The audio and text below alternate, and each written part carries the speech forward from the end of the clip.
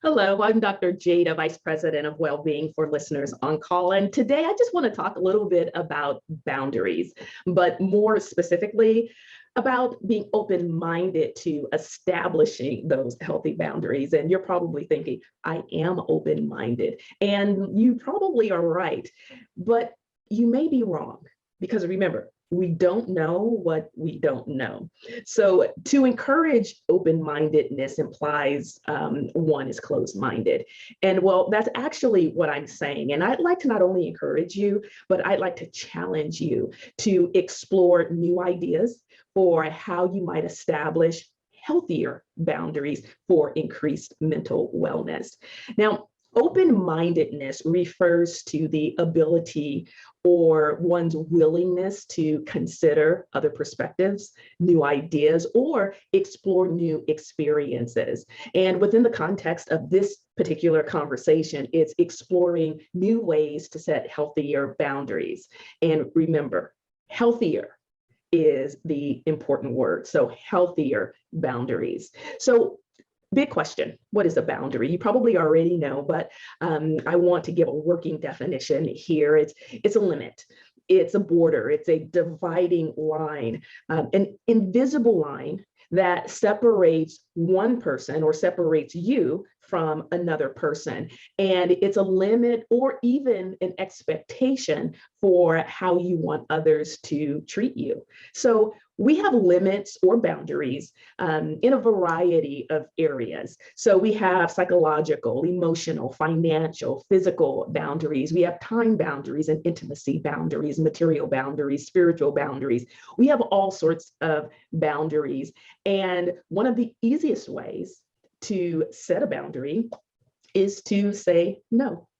And the problem with saying no is if we are people pleasers, saying no can be very difficult. And another problem is we can't really say no if we're not clear about our own personal and individual expectations. So the first step, I believe, is that to set a healthy boundary, you have to know exactly what you want. And one of the things that I say to my clients all the time is you have to know who you are, what you want, where you're going, how you're going to get there, and who are you going to enlist to help you get there. And so knowing what it is we want, knowing what our needs are, will help us establish those expectations. And the expectation that we establish might be for our relationships, for our careers, for our children, for our friends. You get the picture. So knowing your limits and setting them are very different. And so what I'd like to do is just give you a few quick tips for how you can establish healthier boundaries in your relationships and in your life in general. And that first step is explore your needs and expectations. Know exactly what it is that you want. Write it down. Ask yourself questions. Really know exactly what you need in order to protect your personal and individual space. Communicate your needs clearly and respectfully, but I'm also going to add something to that because I think it's important that when we establish what it is we want and we set our expectation and we communicate that, it may be very different from what someone else wants. So honoring the needs of others is just as important for us establishing our own expectations and communicating that boundary. And then this one's a big one, especially for those of us who are people pleasers, for those of us who are not, maybe we don't like conflict, but be courageous. Be courageous and say no.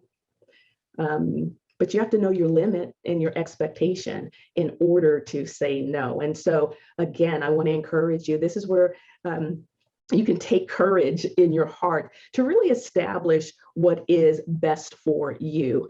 And then finally, I'm going to encourage you, respect the boundaries of others. And that may also mean respecting the values, the beliefs, the ideas of others, even if you have a different belief.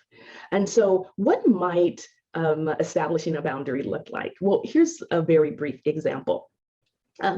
This is for a coworker who needs to express what their needs are for the workplace. And so it may look a little something like this.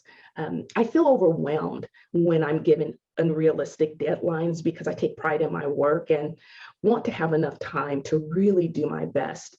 So what I need is at least 48 hours to meet this particular project deadline to ensure a successful outcome.